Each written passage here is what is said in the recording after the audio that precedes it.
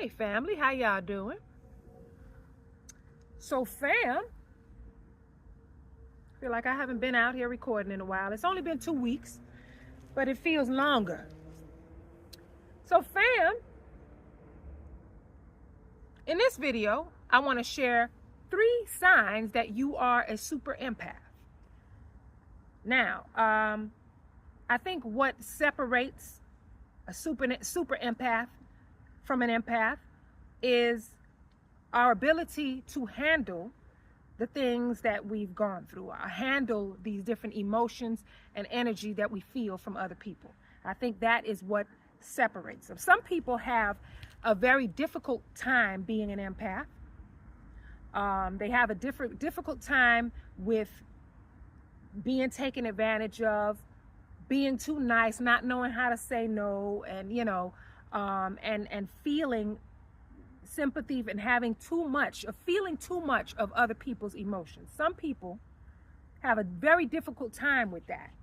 And that's what I think would separate a super empath from an empath, because not that a super empath that didn't ever have a difficult time dealing with the emotions and energies of other people, but learning how to deal with it, learning how to handle it, learning how to say no, learning how to not be so nice, I think is one of the things that a super empath evolves to be able to do. If you've done any research, this channel, it tracks empaths here, but if you've done any research, you will find, last time I checked, that there was at least 15 different types of empaths. And you will most likely see that you can relate to a few of them.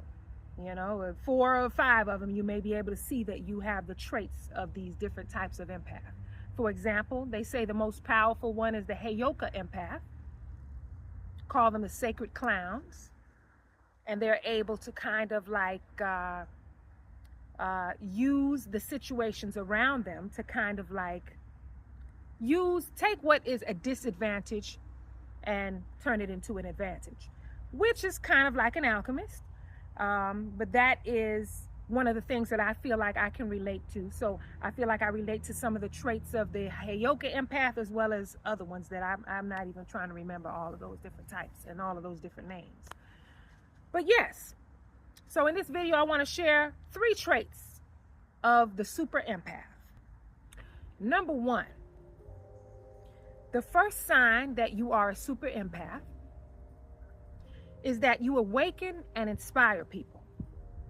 Now, sometimes you may awaken and inspire people to become their greatest version. And sometimes you will awaken people to their ways, their issues, and their toxic behavior. Sometimes you will awaken people to that. In other words, you expose people to their shadow or their light. And that ain't always so pretty, right? Because a lot of people don't like to be held accountable, right? A lot of people don't want to be held accountable for their actions. So that don't always come off so pretty. Now, a lot of super empaths, we give people the benefit of the doubt. And it's because we know you're not perfect. None of us are. We've had our days too where things haven't been the greatest. We've made choices that we had to learn from. So we know that you're not perfect. So we give people the benefit of the doubt. But for some reason, right, our nature, that kindness, a lot of the time people believe that we are being kind to them because we're stupid. Not because we see that they are not, they're just a human like everyone else. And see, that's something that used to actually really insult me, fam. I used to be annoyed, like, so you actually feel like I am giving you grace and being kind to you because I'm stupid? I used to get offended by that, but then when I really sat back and thought about it, I realized that if someone thinks that you're stupid for being nice to them, then what does that really say? That means that they believe that they're surrounded by stupid people.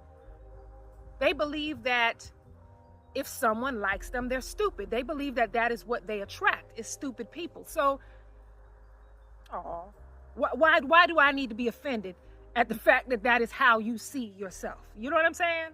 That's why we have to learn, fam, that a lot of the ways that people treat us has everything to do with them. It has everything to do with them, right?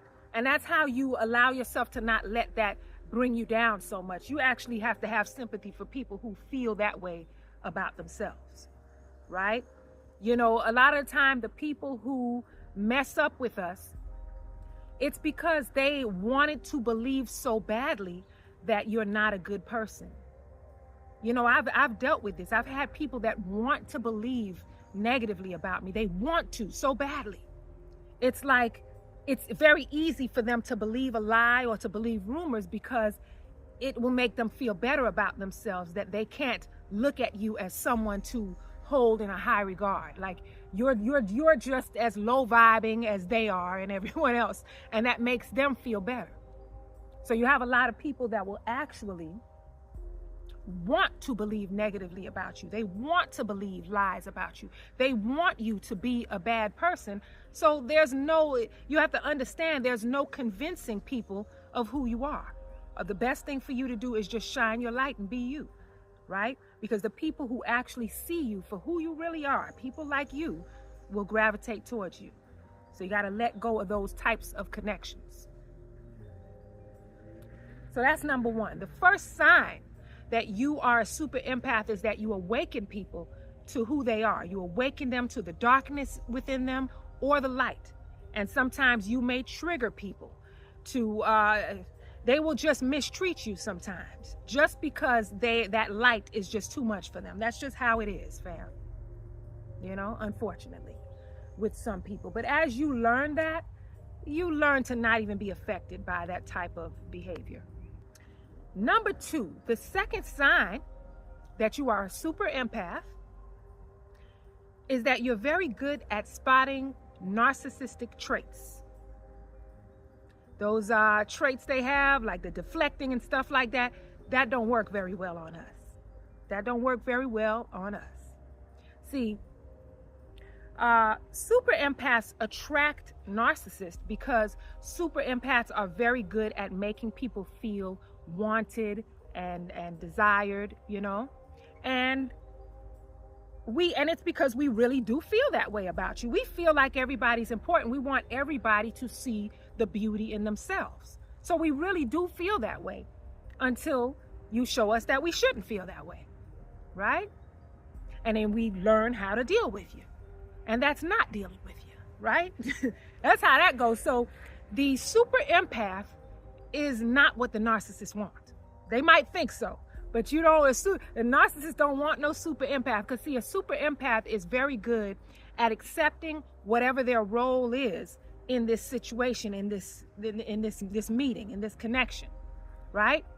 We will accept that our role was to maybe help serve you with a good old ego death, right? Because if that's what you need, we'll help you accomplish that, right? Give you a good old ego death. And then we accept that your role in our life, or the narcissist role in our life, is to help us sharpen our skills so we can become the narc slayer, right? Okay, that's a bit much. We're not slaying the narcissist, right? But you help us, what they do is they help us sharpen our skills so that we learn how to deal with people such as those, right? Right? We're willing to accept what our role is in the situation, right? For me to learn something and for you to learn something, and then we'll take that and we'll go on our merry way, and we're fine with that. That's the difference, right? That's the difference between an empath or super empath and an empath. Lots of empaths will continue to feed into these narcs, you know, feed, and just have them drain them till the rest of their days. Good Lord, right? A super empath ain't having it. Try again somewhere else, because that's what we do. We give you a nice, good ego death and help you get it right for the next one. That's number two.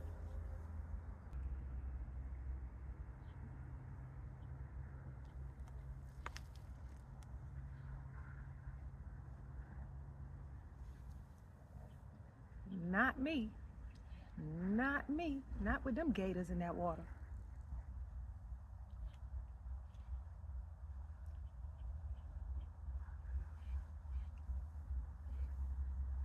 Only in Florida, fam. Number 3, fam. The third sign that you are a super empath is that we become very fearless in regards to the things that we may have feared before, and even some of the things that we notice many other people fear. And it has a lot to do with our emotions a lot of the time, those type of fears. You know how you get your heart broken and now you're in fear of falling in love because you don't want to get your heart broken again? We don't fear that. At least I don't. I don't fear falling in love or loving someone. What do I need to fear that for? And here's the thing. I think the reason why we become fearless in that way and we don't fear, failed relationships and stuff like that is because we know that we're coming in with good intentions, right? We know that our intentions are good. We also know that we're not coming in with toxic exes and people attached to us and shit. You know what I mean? We're not bringing that along. So we already know that we're able to build something on a solid foundation because we're not bringing, everybody got some sort of baggage, some sort of things that we have to deal with and heal from. That's enough.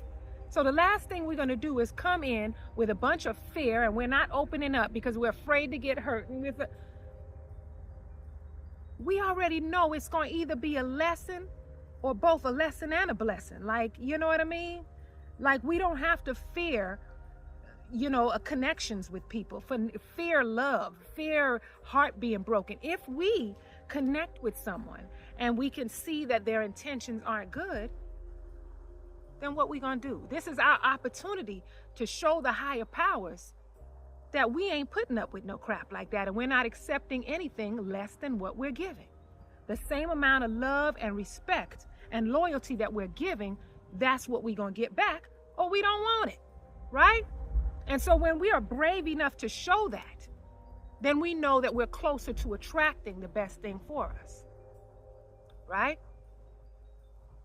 So that's number 3, being fearless in regards to your emotions, in regards to love, in regards to connecting with people. We're not sitting around worried about it going the wrong way or somebody hurting us or taking advantage of. We're going to learn from it. Sometimes it takes a while, fam. Sometimes it takes a little while to learn that you are blocking your own blessings by allowing yourself to be attached to people that are not for your highest good. Sometimes it takes a while to learn that. And once we learn that, then we understand what this is all about. This is nothing to fear. If it doesn't work out, it wasn't meant to work out. Take what you're going to learn from it and move on. There's no fear in regards to that. You know what I mean? Get that fearless heart, fam. All right, fam, that's it for this video. I just wanted to share a little something with you all. Hope you enjoyed it, and I'll see you next time, fam. Peace and blessings.